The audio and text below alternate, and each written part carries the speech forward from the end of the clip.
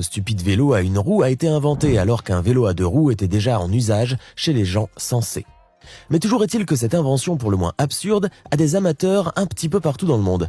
Denis Frisoli en fait partie, mais comme cet homme ne fait jamais rien en petit, il a décidé de monter sur le plus grand monocycle jamais construit. Frisoli a même effectué un grand tour perché sur son curieux engin, battant ainsi un record mondial, mais qui ne fut jamais homologué par le livre Guinness.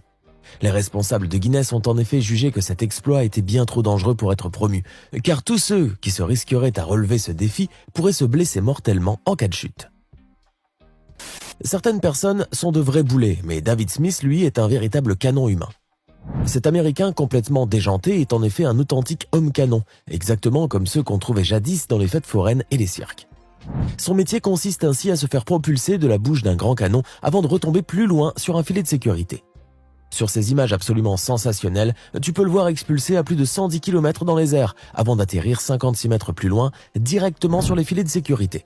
Et c'est justement l'atterrissage qui est la partie la plus dangereuse puisque la moindre petite erreur peut se révéler mortelle. David de Bullet Smith a battu ce jour-là le record du monde du plus haut saut d'homme-canon. Un exploit phénoménal et qui ne fut jamais égalé depuis, mais on peut aisément comprendre pourquoi, n'est-ce pas ?